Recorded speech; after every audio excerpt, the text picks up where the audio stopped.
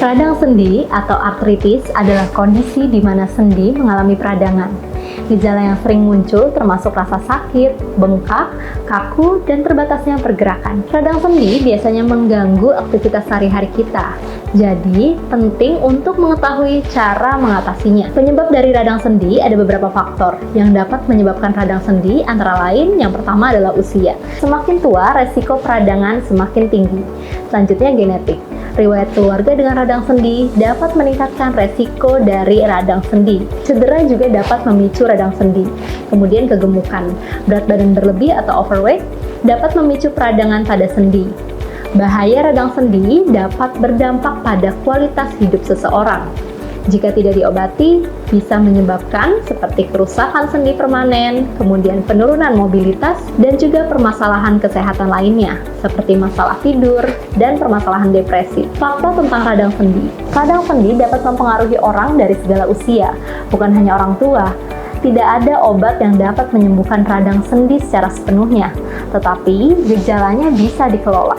Radang sendi lebih umum terjadi pada wanita daripada pria. Nah, ini cara alami mengatasi peradangan sendi selain perawatan medis. Kamu juga harus memperhatikan hal-hal yang terkandung di dalam makanan atau minuman yang akan kamu konsumsi, seperti fosfor. Fosfor sendiri membantu menjaga kekuatan dari tulang. Lalu magnesium. Magnesium membantu relaksasi otot ataupun sendi. Kalsium juga penting untuk kesehatan tulang dan sendi. Vitamin A, vitamin B, dan vitamin D. Vitamin ini penting bagi kesehatan tubuh. Zat besi juga penting untuk kesehatan darah dan juga oksigenasi tubuh. Asam lemak dan omega 3 dapat membantu mengurangi proses peradangan. Radang sendi adalah kondisi yang bisa mengganggu aktivitas sehari-hari kita. Tapi dengan perawatan yang tepat dan cara alami, kita bisa mengelola gejalanya. Jangan ragu ya untuk berkonsultasi dengan dokter Anda jika memiliki gejala peradangan sendi. Kekuatan di setiap tetes. Radang sendi atau artritis mengacu pada berbagai kondisi yang melibatkan rasa sakit dan juga proses peradangan pada persendian. Berikut cara mengelola radang sendi yang baik dan benar. Kelola berat badan. Melansir dari Healthline bahwa berat badan dapat berdampak besar pada gejala dari radang sendi.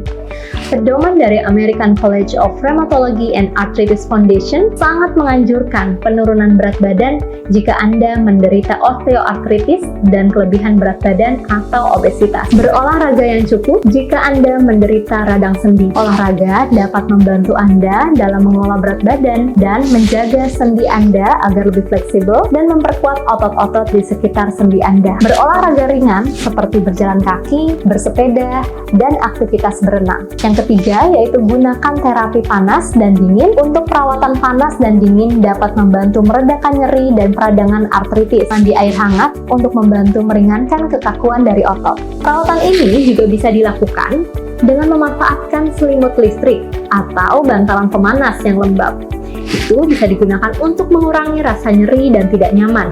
Kompres dingin dapat membantu meredakan nyeri sendi, pembengkakan, dan juga peradangan. Yang keempat, gunakan meditasi untuk mengatasi rasa nyeri. Teknik meditasi dan relaksasi diyakini dapat membantu mengurangi rasa sakit dan peradangan di sendi dengan menurunkan stres dan memungkinkan Anda untuk dapat mengatasinya lebih baik. Mengurangi stres juga dapat membantu menurunkan peradangan dan rasa sakit. Dari American College of Rheumatology and Arthritis Foundation rekomendasikan Tai Chi dan juga yoga. Ini menggabungkan antara meditasi, relaksasi, dan juga teknik pernapasan dengan latihan yang berdampak ringan. Selanjutnya, menjalani diet sehat dengan buah-buahan segar, sayuran, dan juga makanan utuh dapat membantu meningkatkan sistem kekebalan dan juga kesehatan Anda secara keseluruhan. Nah, di sisi lain, konsumsi makanan olahan, lemak jenuh, dan juga gula serta garam yang berlebih dapat memperburuk peradangan yang merupakan karakteristik dari artritis. Makanan-makanan tersebut juga dapat berkontribusi pada kondisi kesehatan lainnya,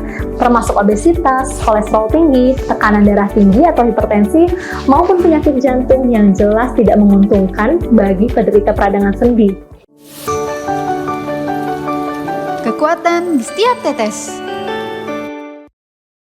Tidak sedikit ketika melakukan suatu aktivitas yang berat dapat memicu mengalami gangguan tulang akibat kebiasaan yang keliru selama melakukan aktivitas. Gangguan tulang ini nantinya dapat memicu beragam keluhan, mulai dari sakit pinggang, sakit punggung, hingga nyeri-nyeri lainnya. Lantas, bagaimana sih cara mencegah gangguan tulang? Yang pertama, harus memposisikan duduk dengan benar. Salah satu gangguan tulang adalah cervical syndrome. Kondisi ini dapat menekan syaraf dari tulang belakang dan menimbulkan rasa nyeri pada leher, bahu, dan juga kepala. Penyebab utama dari cervical syndrome adalah perubahan secara degeneratif. Namun, ada pula pemicu lainnya, yaitu gaya hidup modern seperti duduk yang terlalu lama atau postur tubuh kamu yang tidak benar. Nah, agar terhindar dari gangguan tulang ini, cobalah perhatikan posisi duduk yang baik dan benar. Jangan duduk terlalu membungkuk. Untuk meningkatkan postur tubuh yang baik saat duduk, pilihlah kursi yang dapat menopang lekuk tulang belakang. Memperhatikan posisi tubuh saat mengangkat barang, dan jangan sekali-kali sembarangan ketika mengangkat barang, apalagi bila barang tersebut cukup berat. Saat mengangkat dan membawa benda berat, angkatlah dengan menggunakan kaki dan tekuk lutut kamu, lalu kencangkan otot-otot inti. Jika suatu benda itu terlalu berat untuk diangkat sendiri,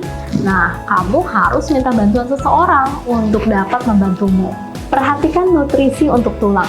Gangguan tulang juga bisa dipicu oleh kurangnya asupan gizi dan nutrisi yang dibutuhkan oleh tubuh. Oleh sebab itu, cukupkan kebutuhan kalsium dan vitamin D harian kamu. Kalsium adalah bahan alami penyusun tulang. Kamu bisa mendapatkan asupan kalsium dari susu kambing. Kadar protein dari susu kambing peranakan Etawa berkisar antara 3,4 sampai dengan 9,9%, dengan rata-rata yaitu 5,69%. Hal ini sesuai dengan persyaratan mutu protein minimal standar nasional Indonesia atau SNI yang ada di dalam susu, yaitu minimal 2,7%. Susu kambing merupakan salah satu sumber kalsium, beratnya sekitar 129 mg. Pastikan kamu dapat memenuhi asupan nutrisi kamu setiap hari.